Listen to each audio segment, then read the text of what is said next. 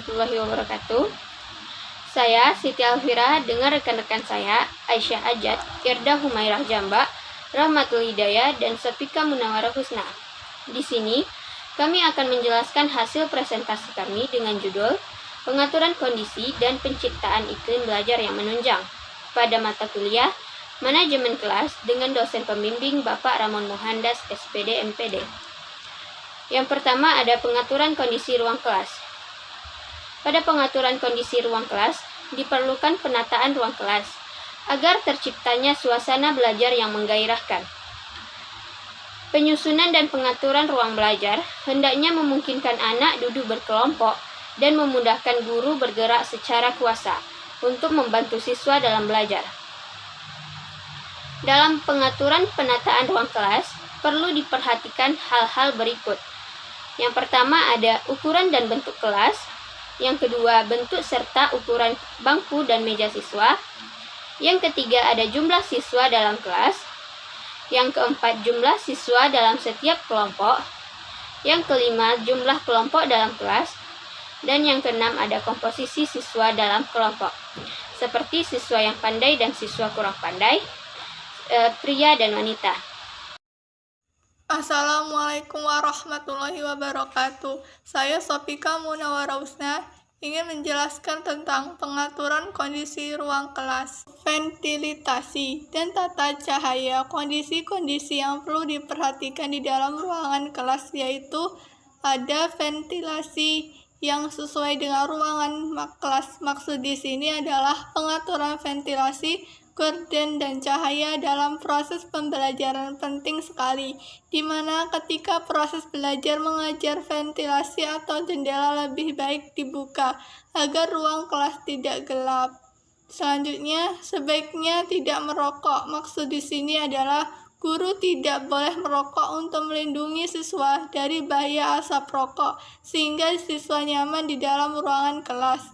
Selanjutnya, pengaturan cahaya perlu diperhatikan. Maksud di sini adalah pengaturan cahaya juga penting, sebaliknya lampu dinyalakan agar semakin terang hingga peserta didik dapat melihat dengan jelas materi yang telah ditulis guru di papan tulis. Selanjutnya, cahaya yang masuk harus cukup. Masuknya dari arah kiri, jangan berlawanan dengan bagian depan. Maksud di sini adalah cahaya atau lampu harus diposisikan dengan benar agar siswa tersebut mencerna pelajaran dengan baik. Pemeliharaan kebersihan dan penataan keindahan ruang kelas antara lain, yaitu siswa bergiliran untuk membersihkan kelas. Maksud di sini adalah siswa berpikiran bahwa dan siswa-siswa memiliki tanggung jawab maupun disiplin dan merasa memiliki terhadap sekolahnya. Selanjutnya yaitu guru memeriksa kebersihan dan ketertiban kelas. Maksud di sini adalah guru mengecek apakah siswa tersebut sudah membersihkan kelas atau mengerjakan piket atau belum. Selanjutnya, memasang hiasan dinding yang mempunyai nilai eduktif. Contohnya, burung Garuda, teks proklamasi, slogan pendidikan, para pahlawan, peta atau globe. Maksud di sini adalah siswa merasa semangat belajar, hiasan yang menarik dan bisa menambah wawasan. Selanjutnya yaitu mengatur tempat duduk siswa, lemari, rak buku, dan semacamnya secara rapi. Untuk mendapatkan buku diletakkan di depan dan alat peraga di belakang. Pengaturan tempat duduk akan mempengaruhi kelancaran proses belajar mengajar. Dalam pengaturan tempat duduk, pentingnya memberikan jarak antara deret tempat duduk supaya peserta didik tidak duduk berdesak-desakan. Dalam kegiatan belajar mengajar, peserta didik memerlukan tempat duduk yang nyaman dipakai. Maksudnya kursi dan meja yang layak dipakai, bukan kursi dan meja yang sudah rusak. Dengan begitu mereka dapat berkonsentrasi terhadap kegiatan belajar mengajar yang sedang berlangsung. Dan di dalam kelas harusnya ada lemari atau rak buku sebagai tempat penyimpanan buku-buku pelajaran pedoman kurikulum dan alat peraga yang menunjang pembelajaran. Jadi ketika akan digunakan, peserta didik lebih mudah mencarinya jika sudah ada tempatnya di dalam kelas. Selanjutnya yaitu merapikan meja guru dengan memakai taplak meja, vas bunga, dan sebagainya. Maksud di sini adalah guru juga merasa nyaman berada di kelas tersebut, sehingga guru semangat untuk mengajarkan murid-muridnya. 3. Perpustakaan kelas, yaitu sekolah yang maju mempunyai perpustakaan di setiap kelas. Maksud di sini adalah sekolah yang mampu mengelola kelas dengan sempurna, mempunyai perpustakaan di setiap kelas, agar di setiap mata pelajaran yang masuk lebih mudah dan buku-buku yang tersedia di dalam kelas. Selanjutnya yaitu pengaturannya bersama-sama siswa. Siswanya harus kompak dan mengelola kelas. Maksud di sini adalah guru dan siswanya harus kompak dalam mengelola kelas dengan baik tanpa ada paksaan.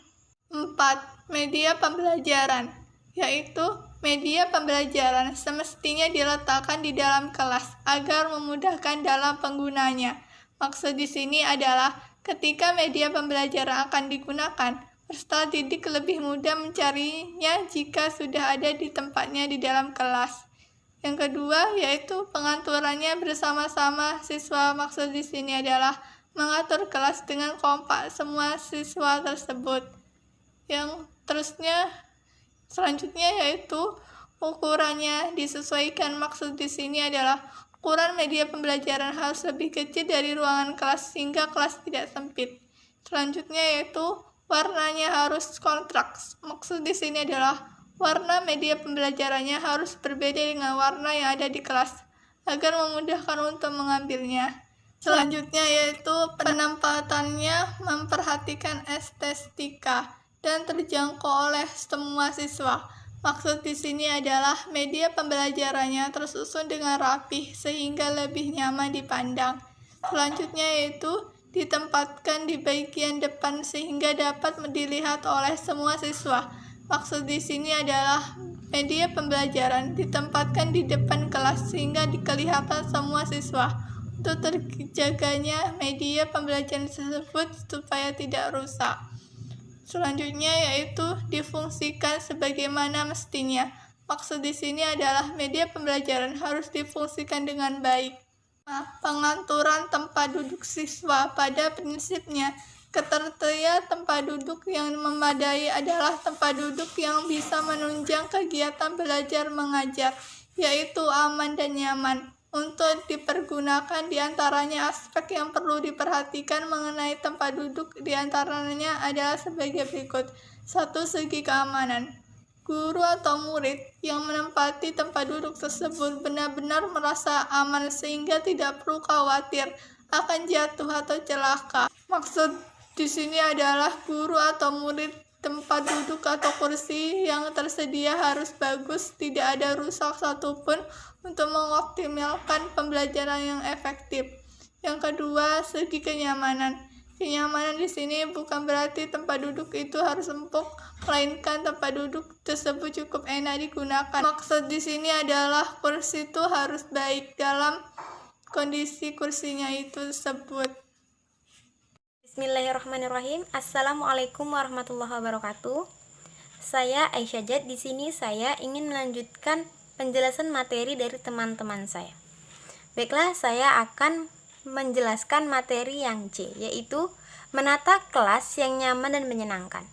Sebelum kita mengetahui bagaimana cara menata kelas yang nyaman dan menyenangkan itu, kita harus mengetahui terlebih dahulu apa itu kelas. Baiklah, kelas merupakan taman belajar bagi siswa dan menjadi tempat mereka bertumbuh dan berkembang, baik secara fisik, intelektual maupun emosional.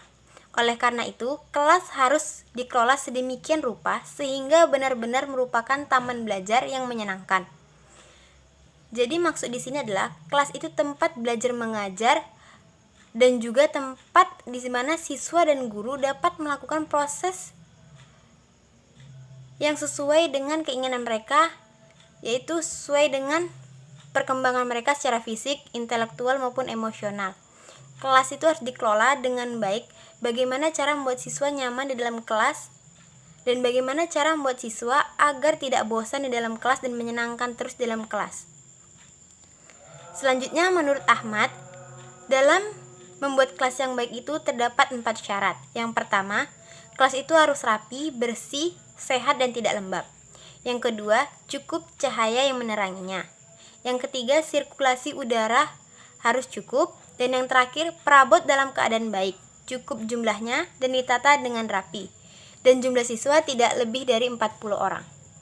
Maksud di sini adalah kelas tersebut harus rapi, bersih, dan tidak lembab ataupun basah, sehingga membuat siswa itu nyaman dan tenang di dalam kelas walaupun dalam waktu yang lama. Dan dalam kelas itu harus tersedianya sarana dan prasarana atau fasilitas yang memadai untuk siswa dan juga guru. Baiklah, selanjutnya adalah yang D, kunci bagi pengaturan yang baik. Sebelum kita mengetahui apa saja kunci bagi pengaturan yang baik di dalam kelas, kita harus mengetahui ruang kelas itu seperti apa. Ruang kelas itu merupakan lingkungan pembelajaran baik berupa guru maupun para siswa. Guru dan para siswa akan terlibat dalam berbagai kegiatan dan menggunakan berbagai 10 wilayah ruang yang berbeda.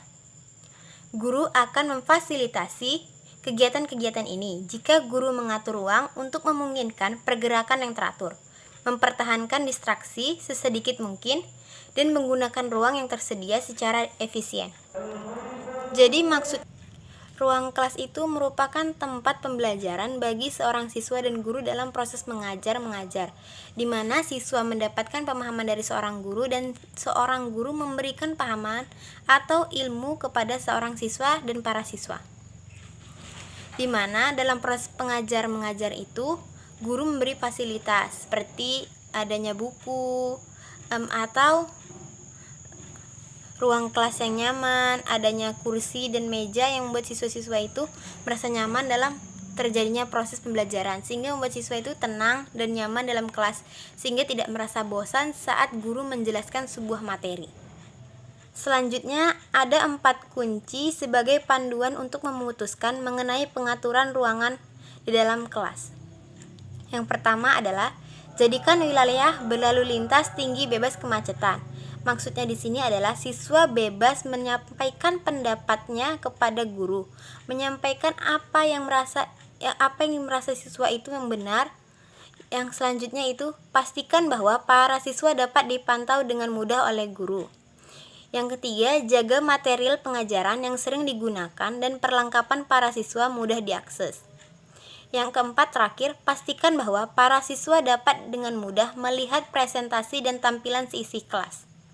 Maksudnya di sini adalah murid dan guru saling sama-sama mendapatkan akses yang memadai, di mana siswa dapat melihat apa saja materi yang dijelaskan oleh guru baik di dalam tampilan papan tulis ataupun seperti materi-materi ditampilkan di suatu layar besar.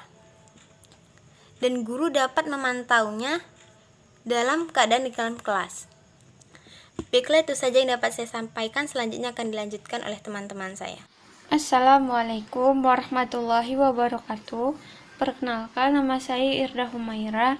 Di sini saya akan melanjutkan tentang beberapa prinsip yang perlu diperhatikan oleh guru dalam menata lingkungan fisik kelas. Yang pertama, visibility atau keluasaan pandangan. Visibility artinya penempatan dan penataan barang-barang di dalam kelas tidak mengganggu pandangan siswa, sehingga siswa secara leluasa dapat memandang guru, benda, atau kegiatan yang sedang berlangsung. Begitu pula guru harus dapat memandang semua siswa kegiatan pembelajaran. Yang kedua, accessibility. Penataan ruang harus dapat memudahkan siswa untuk meraih atau mengambil barang-barang yang dibutuhkan selama proses pembelajaran. Selain itu, jarak antar tempat harus cukup untuk dilalui oleh siswa, sehingga siswa dapat bergerak dengan mudah dan tidak mengganggu siswa lain yang sedang bekerja. Yang ketiga, fleksibilitas. Barang-barang di dalam kelas hendaknya mudah ditata dan dipindahkan yang disesuaikan dengan kegiatan pembelajaran, seperti penataan tempat duduk yang perlu dirubah jika proses pembelajaran menggunakan metode diskusi atau kerja kelompok. Yang keempat, kenyamanan.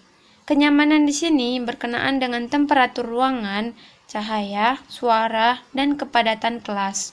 Yang kelima, ada keindahan. Prinsip keindahan ini berkenaan dengan usaha guru menata ruang kelas yang menyenangkan dan kondusif bagi kegiatan belajar. Ruangan kelas yang indah dan menyenangkan dapat berpengaruh positif pada sikap dan tingkah laku siswa terhadap kegiatan pembelajaran yang dilaksanakan. Baiklah, saya Rahmatul Hidayah akan melanjutkan tentang yang ketiga, menciptakan iklim kelas atau classroom kumet yang kondusif dan berkualitas dalam proses pembelajaran. Proses pembelajaran seharusnya mampu menciptakan suasana kelas atau iklim kelas yang kondusif untuk mendukung terciptanya kualitas proses pembelajaran. Namun, sayangnya proses pembelajaran yang terjadi selama ini masih cenderung kurang memperhatikan partisipasi aktif siswa dalam proses pembelajaran. Akibatnya, proses pembelajaran yang terjadi selama ini kurang bermakna bagi siswa, sehingga belum mampu mengembangkan kompetensi dan potensi kemampuan siswa secara lebih jelas. Lalu, suatu proses pembelajaran di sekolah yang penting bukan saja materi yang diajarkan ataupun siapa yang mengajarkan, melainkan bagaimana materi tersebut diajarkan. Bagaimana guru menciptakan iklim kelas atau classroom kumet dalam proses pembelajaran tersebut. Banyak faktor yang perlu diperhatikan dalam menciptakan iklim yang berkualitas dan kondusif guna meningkatkan proses prestasi belajar siswa. Adapun beberapa faktor yang perlu diperhatikan tersebut antara lain, yang pertama pendekatan pembelajaran, yang kedua adanya penghargaan guru, yang ketiga guru hendaknya bersikap demokratis, yang keempat setiap permasalahan yang muncul dalam proses pembelajaran sebaiknya dibahas secara dialogis, yang kelima lingkungan kelas sebaiknya disetting sedemikian rupa. Lalu yang terakhir menyediakan berbagai jenis sumber belajar atau informasi yang berkaitan dengan berbagai sumber belajar yang dapat diakses atau dipelajari siswa dengan cepat. Sekian penjelasan dari kelompok kami. Wabillahi taufiq wal hidayah. Wassalamualaikum warahmatullahi wabarakatuh.